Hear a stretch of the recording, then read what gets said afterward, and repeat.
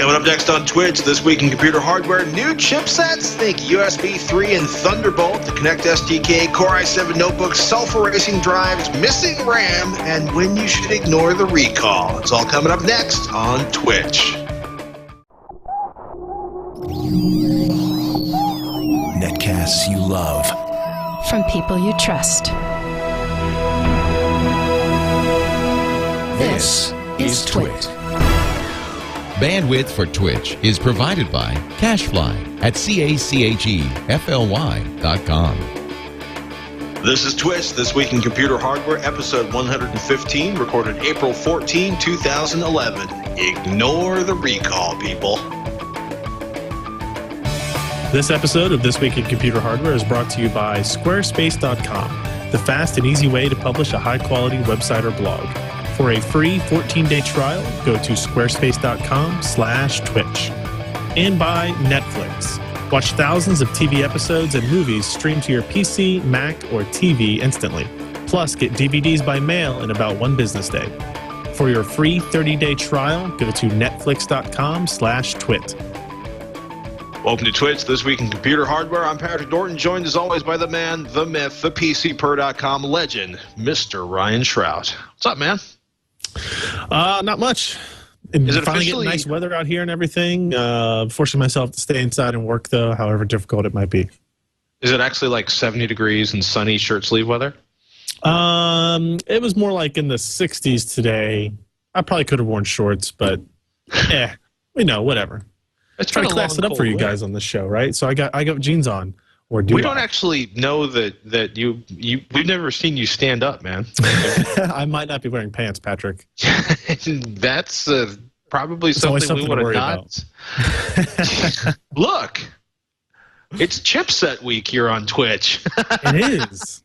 It is. There's a lot of weird chipset, a lot of weird announcements / promises of announcement and that kind of stuff. I guess first thing we'll talk about is USB 3.0 and chipset adoption and all that type of stuff. Mm-hmm.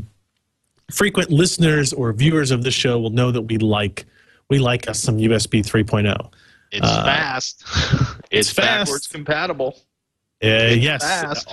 All of those good things, all 2 of those with the third repeated. Those are all awesome. And if you've had USB 3.0 on your motherboard and you have an accessory and you've used it, you understand our enthusiasm for it. Anytime you can get 350 to 400 megs of actual throughput on an external device, that's really, really impressive. Right now, all the motherboards, all the laptops, all the systems that have it, they're all using third-party chips. NEC is probably the most popular one right now. There's something such as an R, Revasis. There's another couple of controllers. VIA has a controller that's in the mix as well. Nobody still has integrated USB 3.0 on the chipset directly, which is it's probably kind of expected. We don't see as many chipset iterations in 2011 as we used to, say, in 2007 or 2008, where it seemed like every quarter or something like that, there was an NVIDIA or a VIA or an SIS or an Ali or something like that chipset iteration coming out into the market. Now that chipsets pretty much don't matter anymore, for the most part, we're left with AMD and Intel and how quickly they iterate with this stuff. So the first bit was news that AMD was going to be the first major microprocessor manufacturer to have USB 3.0 capable chipsets certified by the USB Implementers Forum. This was a news story found on the Register. They were talking to AMD spokesman Phil Hughes, talking about the A75 and A70M FCHs, which are Fusion Controller Hubs now, are shipping today to OEMs, and the company would have more news on desktop-related parts in the coming weeks. Now, the Fusion Controller Hub means that this is going towards the low-end parts and probably what we're going to see in the upcoming AMD Llano release as well. So that's good news for desktop users, people that want to build new systems. It looks like the parts will have 4 USB 3.0 ports, 10 USB 2.0 ports, and 2 USB 1.1 ports for whatever reason that is, I guess. Did you say 10 USB 2.0 ports? 10 USB 2.0, yes. That's kind of, I'm into that. Yeah, now that doesn't mean every motherboard is going to implement that many, right? That just means the chipset has support for it. And I think like the P67 motherboards and that kind of stuff, like the modern ones, I think they actually support up to 12 USB ports. It's just how many can you fit on that back panel, and do motherboard makers include the headers for them? Does your case have header cables to connect to these types of things? You know, having 4 USB 3.0 ports is great. I don't know if you've run into this yet. I don't know if you've built a system since USB 3.0 has started kind of filtering out. One of the biggest problems is there's no standard for USB 3.0 headers on the motherboard, pinouts on the motherboard. Do you remember when you used to have to you got the USB headers from the motherboards, and they were all with individual pins. Multiple separate pins, and you'd have to hopefully find the actual pinout for the USB 2.0 interpretation. I won't say not implementation, because implementation implies that there is a standard that's being met, but in this case, the motherboard manufacturer's best guess of what the pinout should be. Yeah. And it's tried the motherboard or frustrating.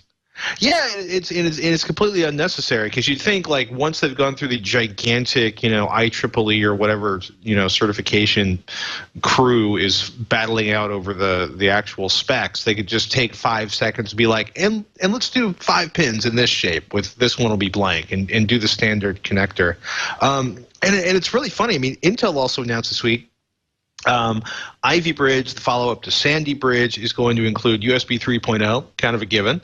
Actually not kind of a given, because it's also going to include Thunderbolt, which is currently found on MacBook Pros, and Intel technology being debuted on Apple MacBook Pros. And it's the sort of combined high-speed bus, which has almost no products. And, oh yes, it's also you know, an HDMI competitor, which is probably a gross oversimplification even for me. But you know, it's kind of crazy, like 10 gigabits per second peak speed for Thunderbolt. So it's obviously ready for the 3D video happiness. But it's interesting. I'm kind of happy, because I was afraid that Intel was going to be pushing Thunderbolt super hard and try to bury USB 3.0. And I, for one, am pleased that the next generation. I'm almost kind of tempted to wait for my next major CPU upgrade until those Ivy Bridge parts are out. You're waiting a while, though. Well, I'm pretty happy with my Core i7 right now. Yeah. I still think you should be a little bit worried about Intel's commitment to USB 3.0 versus their commitment to Thunderbolt. Lip service is the first step, man. That's true. It is the first step. It could also possibly be the last step. I think it depends a lot on how, if Thunderbolt isn't adopted, like if we don't see tons of accessories for it, if it doesn't really catch on, I think Intel's kind of, maybe they're hedging both bets, right? They're like, okay, well, Apple really wanted this. If it catches on, boom, we've got it on everything. And if it doesn't, hey, you know what? We've still got USB 3.0. This is maybe what the people actually really want, and we'll go down that road. Intel's still going to be, look, if we're talking about at least a year behind, if they're talking about 2012, you know, if they're talking about March or April, it's a year behind what AMD has in terms of actual USB 3.0 support. And again, I guess we need to say, this doesn't mean you're not going to get it on Intel products or Intel boards. It's just, it's going to be a third-party chip. It's going to be an extra add-on, a little bit extra cost. But it's interesting. Almost, I don't want to say almost everything, but most motherboards we're seeing released today have USB 3.0. A lot of notebooks are coming out now with USB 3.0. It's one of those things that I think it's catching on in consumer space faster than these accessory makers actually know about, or not that they know about, but that they're paying attention and that they care about, something like that. Because, you know, you go to your Best Buys, you go to those retail establishments, it's, you know, you don't see a lot of push about USB 3.0. I don't see anybody talking about it, or a lot of products kind of promoting it, type of thing. And you would think for a company like Western Digital, Seagate, that make a lot of high margin on external, you know, backup drives and that kind of stuff, that this would be a kind of a key selling point for them. So I'm laughing. Interesting. I'm trying to find like an actual Thunderbolt accessory in the wild. Yeah. Let's see, apple.com/Thunderbolt. There's the port. There's the logo with the fancy arrow. There's the video adapter. Yeah. You know what's going to be out before Thunderbolt accessories, though? the SDK for spring 2011, which we are currently in. Did they actually give us an actual date? It's this week or something like that, isn't it? I thought they just said this spring. Let me. I found the research.microsoft.com/en-us blah blah blah blah blah Connect SDK. So just saying spring 2011 at this point. Okay. Later this spring, the Connect for Windows SDK is a programming toolkit that will enable researchers and enthusiasts easy access to the capabilities offered by the Microsoft Connect device. And I'm actually surprised they didn't stop in the middle of that sentence. The fastest selling consumer electronics item ever. because literally, like, they're like, we've sold more Connects faster than any other consumer electronics device in history, because they say that like every 5 minutes at Microsoft. And props to them. It's ridiculously popular. But Microsoft Windows 7 SDK, audio processing, which includes a 4-element microphone array with sophisticated acoustic noise and echo cancellation for crystal clear audio. Sound source localization for beamforming, which enables the determination of a sound's spatial location. Depth data, highly permanent robust skeletal tracking capabilities for determining the body positions of 1 or 2 persons. Documentation for the API, sample code. Sample code is going to be really fun to watch people play with as soon as this hits. And I got to say, I'm really disappointed. I've been talking on Twitter today about the Xbox 360 Connect hack for Netflix, and apparently it's all audio. Because I was ready to, I was ready to brave the possibility of divorce or simply being flat out killed for bringing a console game home bringing a console game into my home. My wife's not big on consoles. Because I wanted to have I wanted to get my Tom Cruise Minority Report on and flip through cues, and it's just the implementation is very, I will be gentle and say that it is very sparse in terms of what you would think for a Kinect implementation. Yeah, it's like the Zune interface for Kinect is still pretty sparse. I mean, it was a really cool thing to show. It's like my parents and my sister and my family and stuff, where you could put your hand up and move it across the screen and scroll through music selections and that kind of stuff. Right. It's really cool. I'm very excited for what people are going to be able to do with this Connect SDK. I've probably done 3 or 4 of those kind of like homebrew hacks. I don't want to say how successfully, but for like the Nintendo Wii remotes, how you could do the head tracking, how you could do the digital whiteboard on your wall on anything. With those devices, we played around with at least a handful of those, and it was really, really cool every time. And I think, connecting one of these up to a PC, hooking it up to a home theater PC hooked up to your TV, what kind of interesting implementations they're going to find is going to be really cool. And Microsoft doesn't have to do this. They don't have to open up this SDK to the community like this. And I think they should get a lot of props for doing that, because it's not something they've necessarily done in the past. You still can't buy third-party Xbox 360 wireless controllers because they didn't want to open up that standard. And so I think it's pretty cool. And actually, I just saw on Engadget that there was, that was from March, the Xbox Connect on PS3 hack, which is even more interesting. If you haven't seen it, by the way, check out connecthacks.net, which is kind of a gathering point. It's everything from like crazy, graduate thesis, doctoral, thesis, graduate program, doctoral thesis level, computer science experimentation to more like, look, here's a kid controlling a planetarium with the Kinect. It's a really interesting kind of. It's amazing to see how much people are doing with incredibly limited support from Microsoft for the device and how much they've accomplished so far. So yeah, I'm with you. I'm actually super excited to see what I want to watch this explode on Windows 7. Mostly though, I just want to get my Windows Media Center on. I just want to be able to like lie on the couch and wave one hand and never have to look for the remote control again. Right. That's true. That would be nice. I would also appreciate that. How did the Asus N53S, that Core i7 notebook, fare in the testing? Very well. This was published at PCPro.com. Matt Smith, our notebook reviewer, wrote it all up and everything. But we've gotten a lot of questions here on the show specifically about Sandy Bridge notebooks, when they're going to be available. They want high performance, not a whole lot of price. This is the Asus N53S. The S indicates that it is the next-gen Sandy Bridge iteration. This particular model had a Core i7-2630, which runs at 2 gigahertz, discrete NVIDIA GTX 540M graphics with support for the Optimus technology. So it turns off the discrete GPU when you're using integrated, and it turns back on when you're doing gaming, that types of thing.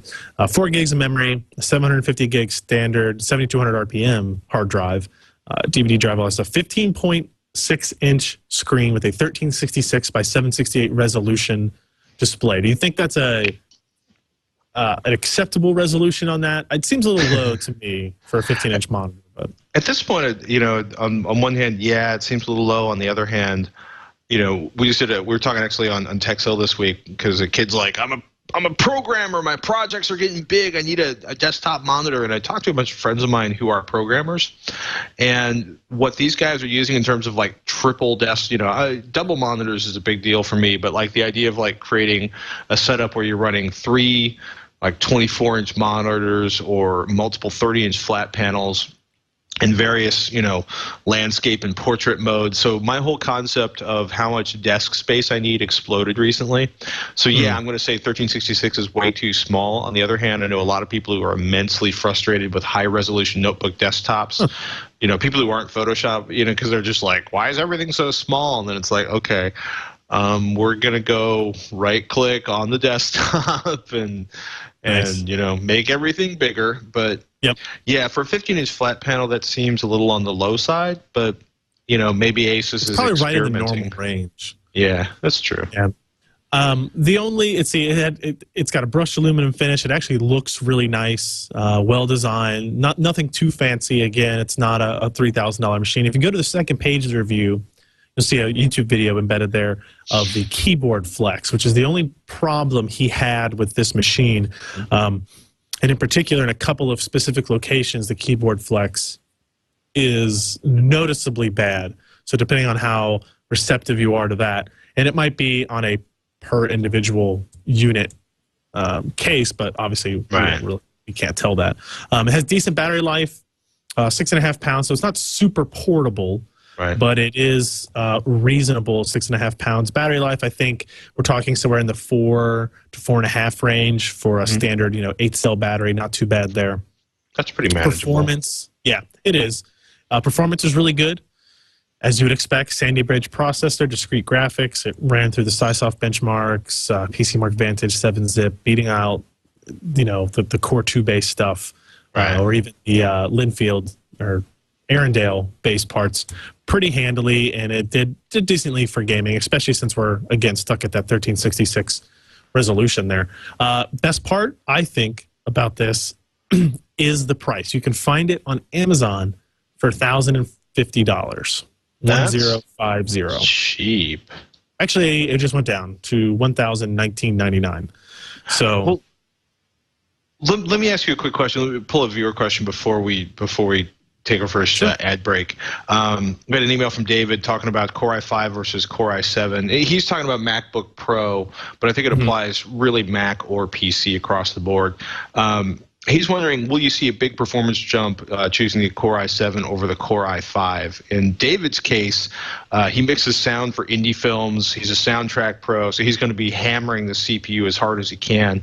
But he says, you know, 300 pounds at $600, give or take, is a lot of money when you work in the struggling Scottish film industry. I'm going to resist the powerful urge to make the "if it's not Scottish, it's crap" joke, which I guess I just did. I'd like to apologize to everyone in Scotland. But what do you look in terms of pure performance, like on the benchmark or applications? What's the kind of the spread you usually see between the Core i5 and the Core i7? I'm going to assume he's talking about Sandy Bridge only based here. He's talking about the MacBook Pro. So the Core i5 doesn't have hyper-threading, so that's kind of the difference. Frequencies are going to vary. Like, you'll be able to find Core i5s that run at frequencies about as high as the Core i7s. $600, $500, whatever it is a lot of money. If he's doing video editing, it might be worth it, because you're going to see hyper-threading improvements that way, without a doubt.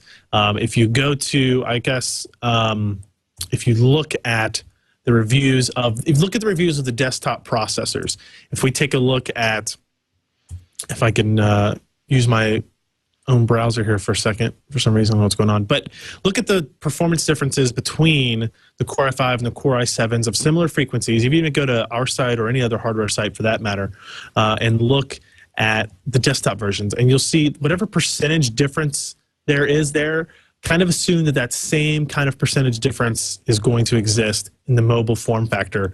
And specifically look at applications like Handbrake, where we're dealing with video. Those are transcoding, not necessarily editing and that type of stuff, but at the end, what you're doing is transcoding, right? Right. For me personally, if I was buying a laptop and it was $1,500 versus $2,000, I would probably go with the $1,500 option, even if I was going to do some modest audio video editing in that regards, because we're not just talking about $500, you're talking about 33% of the cost of that notebook as well.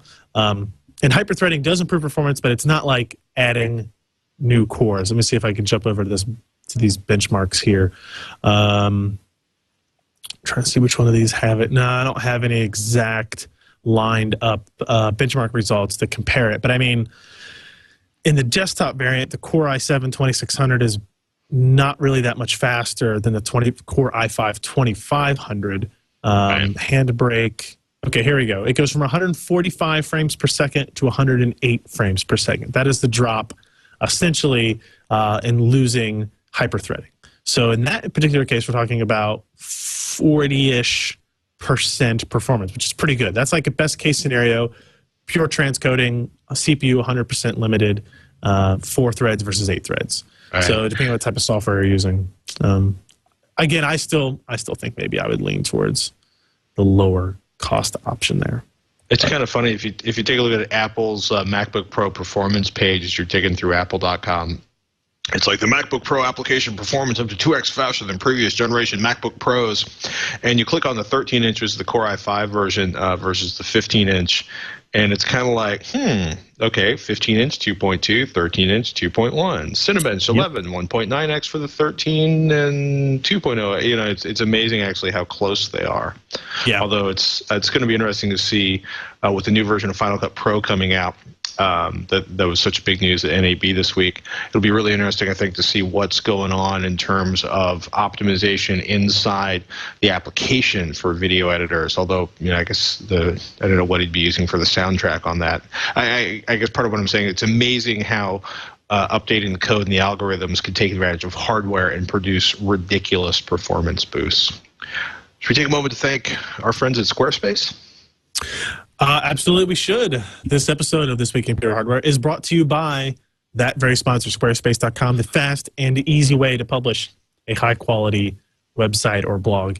You know, one of the best things you can do if you are perhaps looking to buy a new notebook, looking to buy it for a specific purpose, is to create a blog where you write down all your ideas, write down all your thoughts. It's a good way of keeping notes. It's a good way to point other people to your questions or your ideas, or, hey, what do you think about comparing these two systems? Even if you're just emailing one of us, if you can just send us a link to your blog where you have these things kind of side by side laid out, that makes it much easier for people to get that information. And for you, you just have easy access to what was I thinking 2 weeks ago about this purchase price. One of the best ways you can do that, Squarespace.com. It's an easy-to-use user interface for creating and managing a website or blog. And if you don't have any experience with it in the past, you'll be able to do this. It's optimized for beginners and experts. If you know CSS and you want to get in there and change all your div stylings around, you can absolutely do that, but you don't have to, and that's what's key about Squarespace. There are lots of templates. You can use those templates. You can start with a template and make edits, change colors, change fonts, move things around very, very easily. And if you want to move them around, it's like a simple Ajax interface. If you know what that means, it just means if you like what's on the right column, chances are with Squarespace's interface, you'll just be able to drag it over to the left side, hit save, and boom, your website is now reformatted. And I tell you what, I could have really used some of those features in website design years and years ago when we were building ours, that's for sure. Back in the bad old days. Yeah. Wow. I'm glad I don't have to look at that code much anymore. There are all kinds of modules. There are blog modules, forums, form builders if you want to collect information from users, Flickr photo displays, Twitter widgets, Google Maps, a whole lot more. It has website tracking, search engine optimizing, permission access handling if you want to have multiple people using the same website. It's based on a cloud architecture, so you don't have to worry about speed or reliability. If you get a lot of traffic, you don't have to worry about the server crashing. They take care of all of that for you. You can use Squarespace for all of your website needs to build it, host it, and update it anytime. Now, if you want a free 14-day trial, go to squarespace.com, sign up for a free account. There's no credit card needed. Just try it out and build your website. You get 2 weeks, build the website up. If you don't like it, cancel it, you're done. You don't even have to worry about calling them to remember to call them within that 2-week window, because you don't have to give them a credit card when you sign up. It's one of those things that free trials always kind of bothered me when they do that. So you don't have to do that in this case.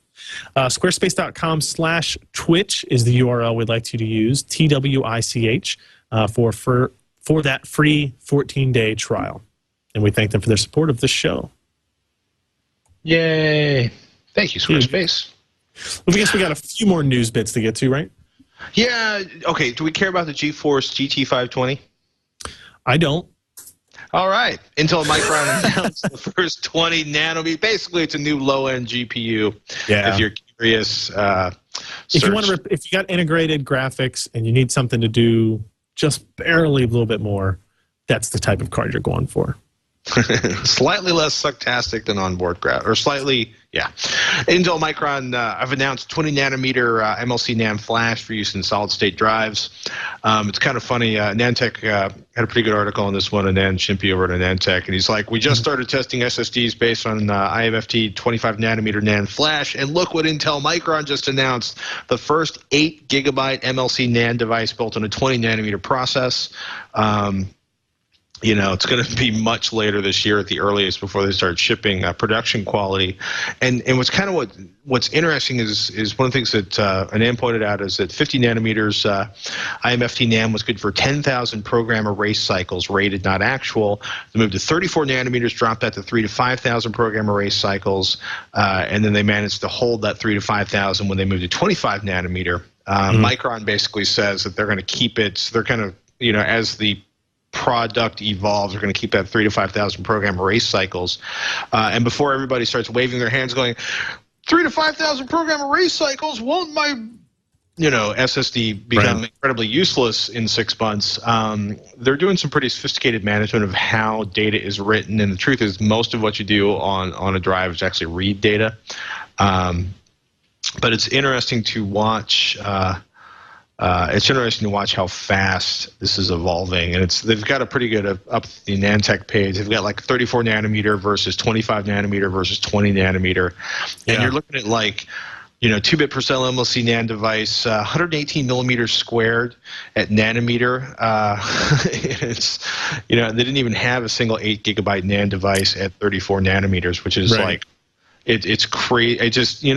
I've been watching Moore's Law for pretty much my entire adult life, but it still makes me go, wow, areal density is cool. Yep.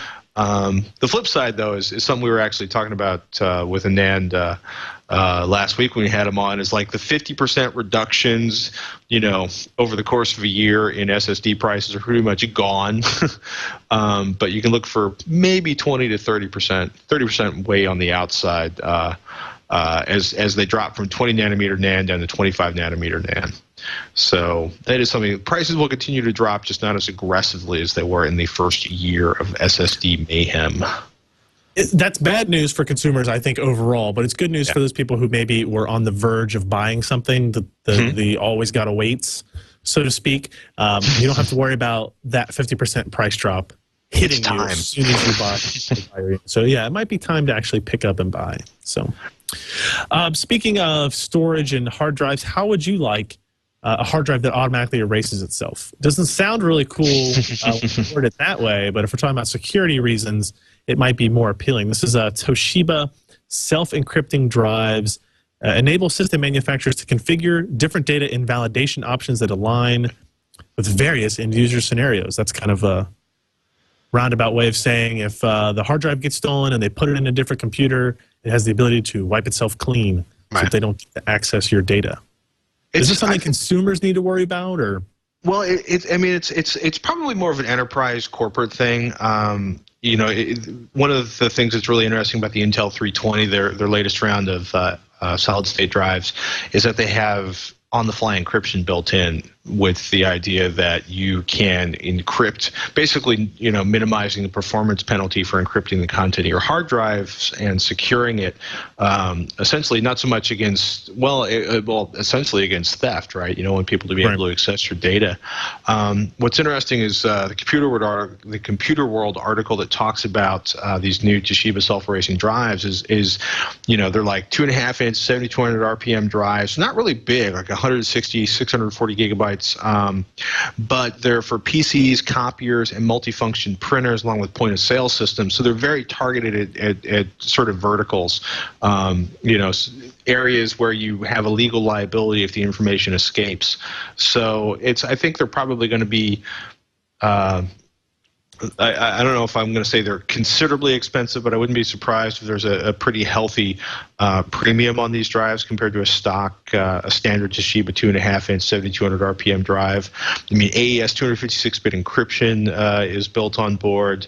A quote proprietary data wipe technology from the Trusted Computing Group, basically it's the Opal storage specification, and it's going to be interesting. It's like. Wright said Toshiba's technology allows multiple ways that data can be invalidated. Wipe 0, standard ATA security, and TCG Opal data invalidation command protocol. Wipe 1, protected data ranges invalidated at every power cycle. So basically it tries to wipe it every time it comes up. Wipe 2, protected data ranges invalidated if an uncertified host is connected. Wipe 3, protected data ranges invalidated if a drive receives multiple invalid unlock commands. When asked what might happen if a host motherboard failed, Wright said, wipe 1 would not be the ideal setting for data protection. So that seems appropriate. Yeah.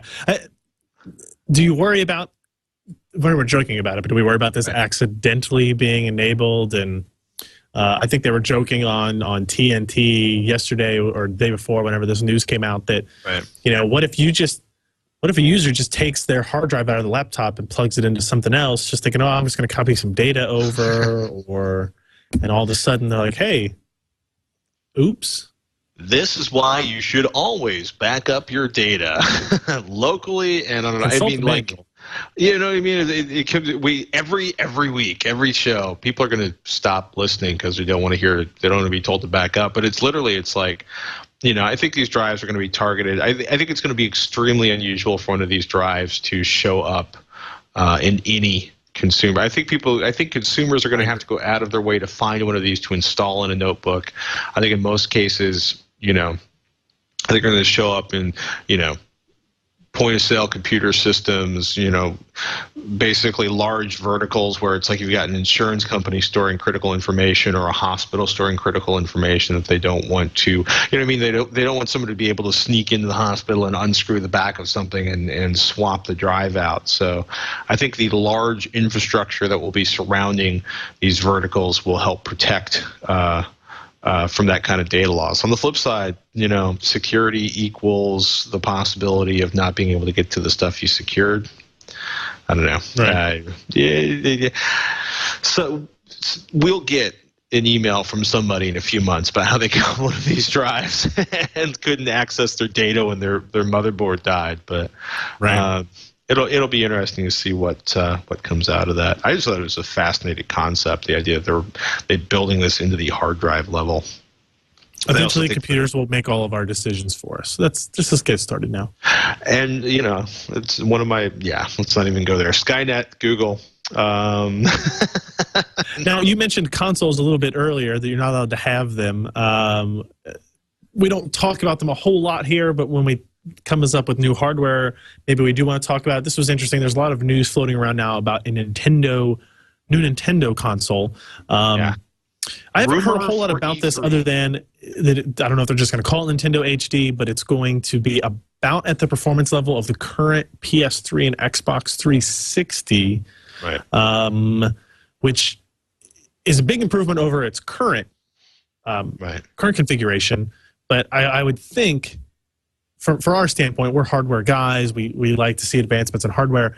Xbox 360 has been out for 5 years now.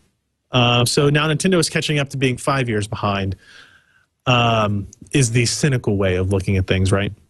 Yeah, well, it also, I mean, Nintendo, okay, the 3DS is kind of lame. Sorry, Nintendo fanboys and girls, but I just think the 3DS is kind of something they built because 3D was really big in the news last year. The only thing I would like about it, have you seen the those games that you have the cards on the table or whatever? Yes. And that I think is actually really cool. We had Kyle Weens from iFixit on Texel, and he brought us 3DS as we were gutting an iPad. He was actually talking about what a difficult device it is to get inside of. But yeah, I found myself sitting there on the table like bink, bink, bink, and I don't know how long that would last.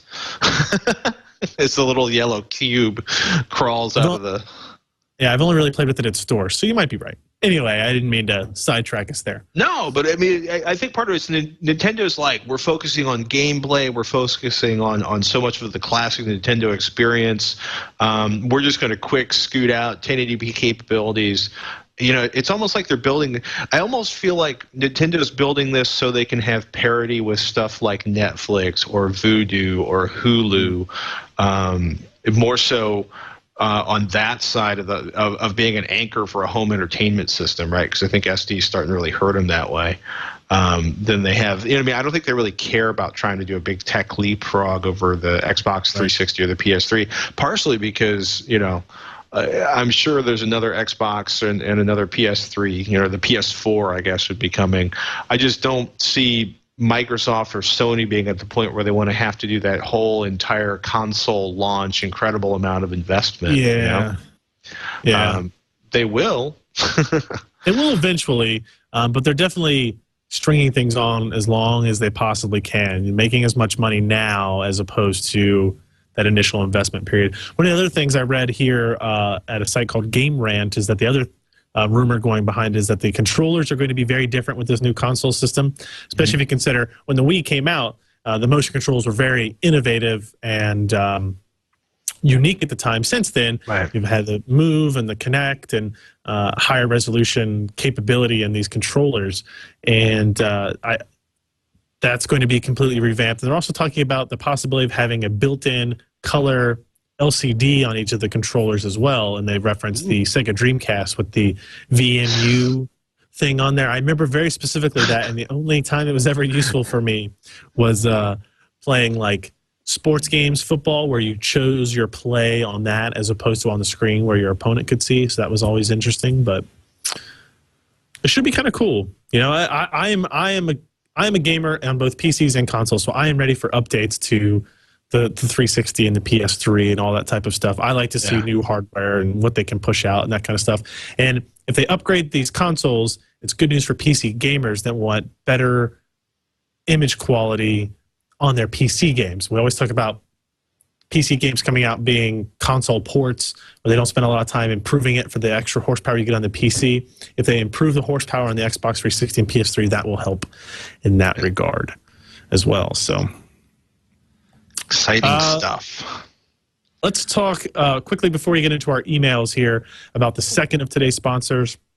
That would be Netflix. Speaking of the Wii, the Xbox 360, and the PlayStation 3, which you can absolutely do streaming video on with your Netflix account. Very cool. It delivers movies directly to your home, saves you time, money, and hassle. If you've never heard of Netflix, I don't know where you've been. They are a great service for movies, TV watching, whether or not you're getting these DVDs or Blu-ray sent to your house, or through the streaming technologies that they have. You can instantly watch thousands of TV episodes and movies streamed to your PC or Mac or to a Netflix-ready device, including the consoles we just mentioned. And a lot of DVD players, a lot of Blu-ray players, a lot of TVs have this all built in. Plus, you can still get DVDs by mail in about one business day. At my household, it's kind of what it works. My wife likes to get the physical copies in. I prefer to do the streaming. Obviously, you have different selections for both, so sometimes you make compromises. You can watch as many movies as you want, anytime you want. There are never any late fees and no due dates, so that's pretty cool. One of the movies that actually I was also impressed to see was available on Netflix streaming is the new Star Trek flick from J.J. Abrams. I was a big fan of that. I have to admit, I'm not a Star Wars or Star Trek junkie growing up. I was always on the Star Wars side of the fence. I much preferred that over Star Trek. Star Trek always seemed a little bit stodgier, more for people like my dad, where Star Wars seemed more like people who were younger. But the new Star Trek movie was good. It brought me back into the fold of things. I really like that. You can stream that to your PC instantly right now if you go to Netflix and sign up for an account. You can watch it instantly now, or any other TVs, any of other thousands of TV episodes or other movies when you register for the free trial at netflix.com/twit, TWIT, twit.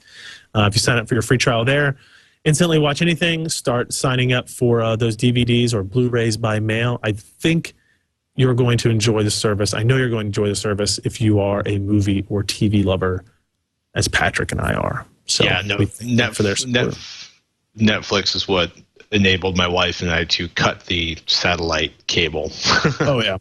Without Netflix, my wife's recent trip to the OR and then subsequently laying on the couch for 2 weeks would have been much more painful for both of us. Oh my goodness. She okay? Oh, yeah. Everything's fine. Okay. There's a lot of resting, a lot of downtime. So all made easier by Netflix streaming and Netflix DVDs. So this is true. Alan's got a question about, well, Alan has an upgrade opportunity, which is a really awesome way of putting it.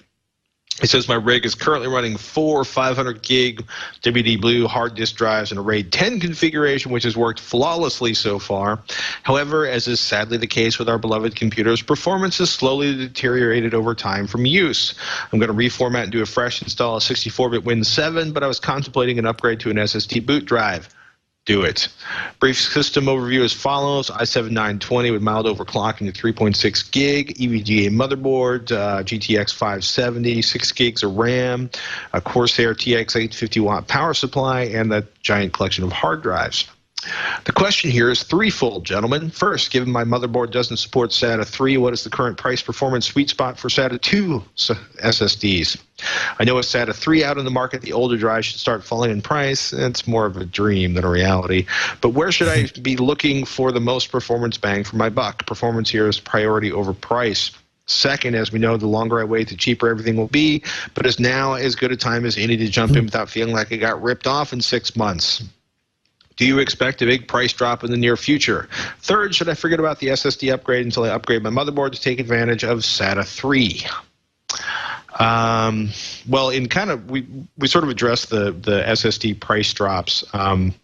You will feel annoyed in 6 months. I don't think you'll be looking at the SSD through the wall of your PC case thinking what an incredible waste of money that was. I probably wouldn't wait to upgrade to SATA 3 because I've got some friends who are programmers who upgrade their drives every 15 minutes, especially high, because they're dealing with huge volumes of data and huge amounts of just ridiculous amounts of reading and writing off the drive. So for them, as my dad once said, when he went from a large, 4-door sedan to a 300ZX, twin turbo 300ZX, he said, I just gained 4 hours a week, and it took me till I was about 20 to realize he meant he could drive so fast. It was like he had more time because he could get from point A to point B faster. If you're doing stuff where you're constantly moving stuff on and off the drive, then the SSDs are great if there's enough space on the SSD for you. Right. And the SSD drives are so much faster than anything with a rotating spindle, any classic hard drive. I don't think you're going to be too traumatized by not getting the SATA 3 stuff or the 6 gigabit per second stuff. OCC Vertex 2, the cautions about the 128 versus like the 240 drives. Where should we go next with this?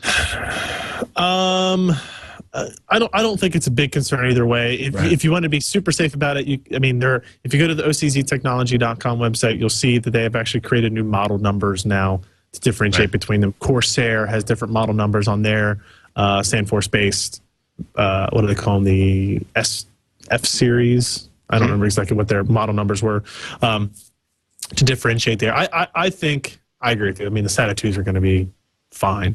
And in fact, for the SATA 6G, SATA 3, 6.0 gigabit per second drives, you're basically like you're saying, you're not going to be using the full bandwidth of that very often. So really what you're after is that access time, reliability, that type of thing, high IOs per second, and you'll be able to get that on both SATA 3 and SATA 2 drives. So, and of course, read the reviews. Alan's stuff up at PCPer.com and Ann's stuff up at Anantech.com. Just read before you drop the big cash. Indeed. Should we talk about missing RAM? Yeah, I got an email from Bander here. He says he has an X58 motherboard with an i7 and 6 gigs of triple channel memory, 2 gigs each. Suddenly, one day, Windows could only recognize 4 gigs. He does have 64-bit Windows. It can only recognize 4 gigs of it, or it recognizes the whole 6 gigs, then it blue screens when gaming and such. After some MIM testing, it turns out that one of the RAM sticks had gone bad. I removed it, and now it's running smoothly. My questions: how much performance am I losing, if any, because I'm using only 2 sticks of RAM in a 3-channel system? Should I buy 1 more RAM stick to complete the setup? And if so, does it have to be the exact same latency as the older RAM? Should I just buy a new 3 set of RAM? And if so, I want to use the older RAM with the new ones. Will that affect performance? Et cetera, et cetera. Thanks for taking the time. Love the show. So that's actually kind of interesting. We've had that happen here in our systems as well. You do lose performance when you do not populate all channels of a memory controller on a processor. So in this case, only have 2 out of 3 channels of memory. You are losing performance. I would say probably not by an incredible amount. Yeah, I was going to say, you might see more performance drops going from 6 to 4 gigs down than from 3 to 2 channels. Right. I was going to say, it's kind of funny. If you have to ask what kind of performance hit you're taking, you're really not feeling that much of a performance hit. That's true. It's just, it almost goes as far as say tri-channel is fading. By the time is gone by the time we get to Ivy Bridge? Probably gone by the time we get further. If you look at, the last triple channel controller was the Core i7-900 series of processors. And since then, we've seen Linfield release, we've seen Clarkdale release, we've seen Sandy Bridge release, all of which are dual channel setups. As it turns out, a standard processor, central processing unit, has trouble utilizing all of that memory bandwidth. So dual channel seems to be more than enough for most cases. However, if you have a Core i7 system, you do have triple channel. It's just kind of one of those things where it's like you just want to make sure they're all full. In my opinion, that's what I would do. Of your options there, buying 1 or buying another set of 3, I would just buy the 1. And it doesn't have to be exact. A lot of back, when integrated memory controllers were first being introduced on processors, that was a big concern. It's not so much now. I run unmatched memory fairly often without a whole lot of problems. Just make sure it's close. If you have DDR3 1600, make sure you got another DDR3 1600. If you can match latencies, that's fine. The worst case scenario is if you buy a new one and it runs a little bit slower in CAS latency or settings, then the other ones will have to be brought back to match that same thing. And you were asking if you buy another new 3 set of RAM, could you add the other 2 in? You're going to have the same issues. You're going to have mismatched RAM capacities in each channel, so it's not going to properly utilize it anyway. So I would just go with just buy 1 more stick of RAM. You'll probably be able to get it for $20, $25 or something like that. So I know that because I just ordered. We're building a new video editing rig, dual 6-core processors, 24 threads, and we're putting 24 gigs of memory in it. And I think I got 24 gigs of memory for like $240 or something like that. It's ridiculously cheap. Yeah, and I also want to take a moment to point out that as somebody who has 12 gigabytes of RAM in their Core i7 system, if you're not doing big video editing, if you're not doing, crazy 3D applications, it's kind of like who you are. If you need, 24 gigabytes of RAM, don't just, you don't need it to run video games. You don't need it to do basic desktop applications. You don't need it because you have a really huge spreadsheet, unless you have a spreadsheet the likes of which, I shudder to even contemplate. 6 gig is a really nice sweet spot for a triple channel memory system, and You know, it's, you know, you can say, okay, I've got 12 gigs, and Windows is going to be able to cache more application data in system memory to make for super fast application launches. But it's probably, you know, on the flip side, it's probably ridiculously cheap at this point. But don't feel like you have to have, you know, 12 gigabytes of RAM to really get the big performance. And also, you know, one of the things I've heard but have not seen a lot of the testing I'd like to see to understand more what's going on, it's better to have like 6 gigabytes of memory in the 3 channels than 6 gigabytes of memory in 1 gigabyte stick spread across 6 tri-channels or 2 sets of tri-channels. So, you know, 2 gigabyte sticks, 3 gigabyte sticks, keep them in 1 set of the tri-channel memory, and you'll be a happier camper if you're thinking about upgrading your memory. You know, I was stumped by Jack with his Eyefinity question, and he wants to know if you can do a 6-monitor Eyefinity setup with 2 video cards set up in Crossfire. And for some reason, I want to say no, because, you know, 6 monitors is at least too many in my world, maybe 3 too many. Can you set up Crossfire and feed 6 monitors? What he's asking, no. So this is one of the negatives of Eyefinity. Yes, you are correct. Because that was like when the 5000 series of graphics card first came out that supported 3 displays. You know, you could do 3 displays out of 1 card, do Eyefinity that way. You could add in a second card that could also support 3 displays, but you could not run a single Eyefinity display configuration across displays coming out of 2 different cards. So you're limited to a 3-display Eyefinity. Now, you've got the performance benefits of Crossfire still pushed across those 3 monitors, but you can only have the displays hooked up to 1 graphics card. And that's still the case. So, no, you won't be able to have 2 Radeon 5000 or 6000 series cards, hook it up to 6 monitors. You can do that.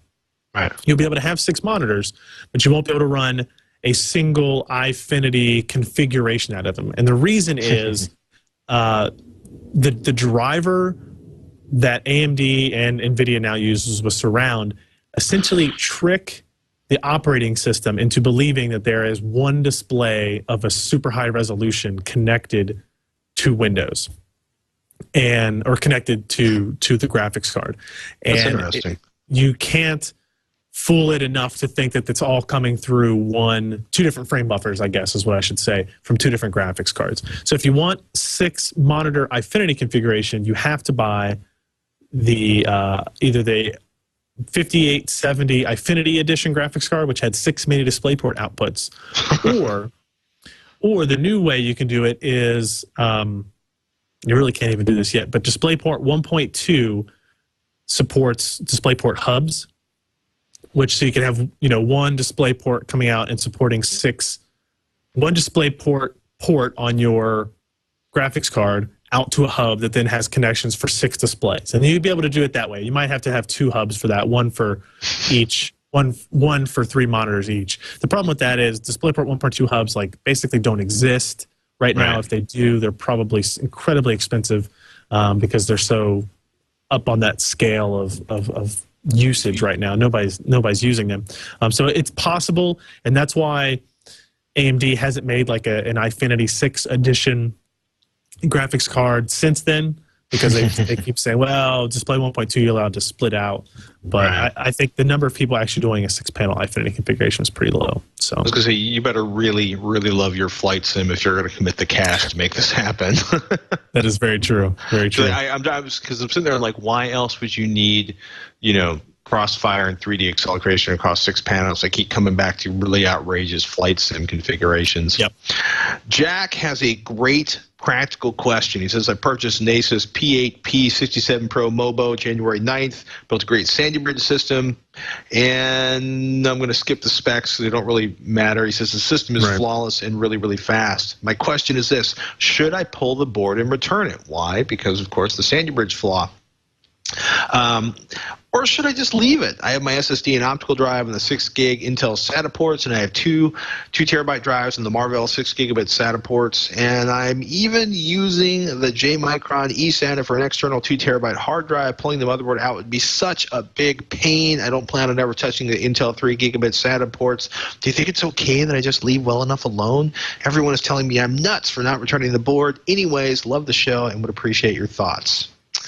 And also he says, P.S. Will motherboard companies continue to release BIOS EFI updates for the B2 stepping boards? That actually concerns me more than not having access to the 3 gigabit ports. Because part of me is like, it works, you're happy, don't fix it. Yeah, I agree with that. He says, I mean, he even says, I think he answers the question, I don't plan on ever touching the Intel 3 gigabit SATA ports. Right. Even if you do, even then, it's such a rare problem. Like, I wouldn't even feel that bad about it if I decided to put an extra couple of drives on those. So no, if he doesn't want to go through the trouble of pulling out the board, not having a system for anywhere from 3 days to 10 days, depending on your motherboard manufacturer, their return policy, their RMA, processing and shipping delays, and that kind of stuff, then I have no problem with that. I don't think anybody should be calling you crazy for not doing that. You're not getting upgraded boards. It's not like originally we thought MSI was going to try to replace P67 boards with Z68 boards. That didn't happen. Z68 wasn't early enough.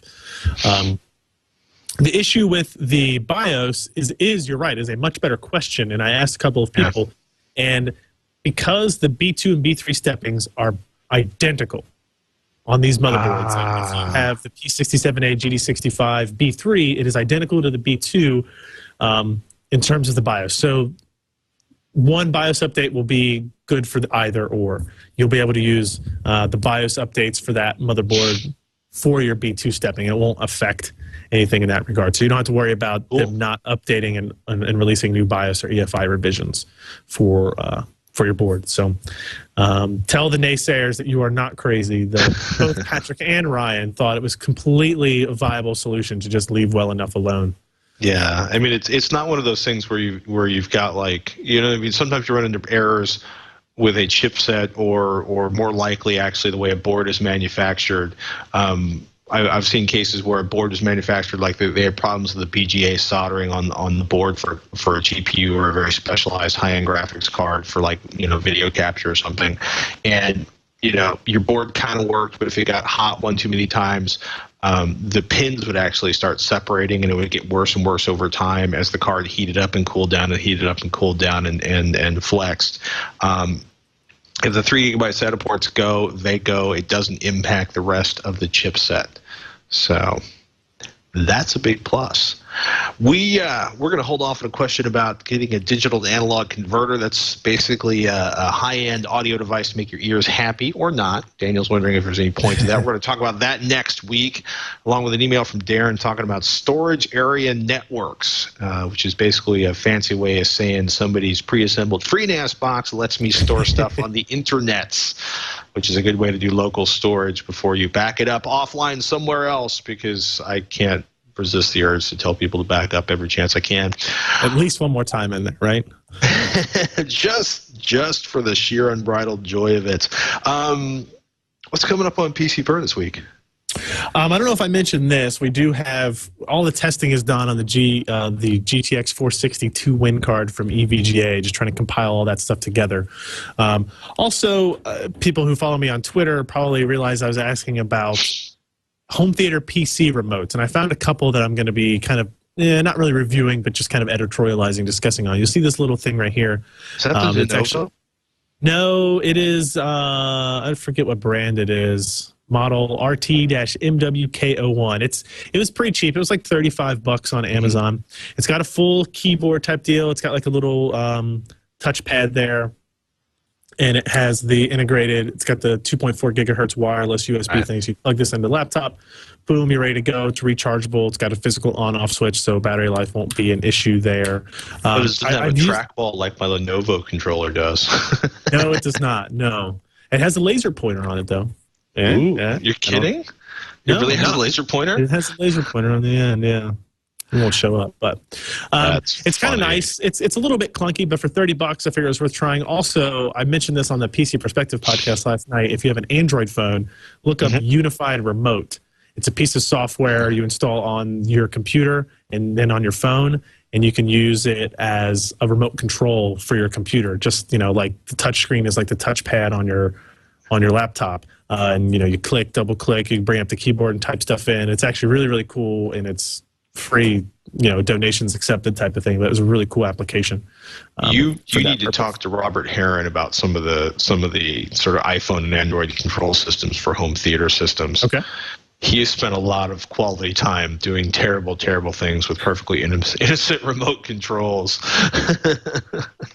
That sounds more weird than it probably is, but I will give him a shout and see what his kind of recommendations are. I know a lot of people talk about the Logitech de Novo Mini, but that one was, that was like $120 or something like that.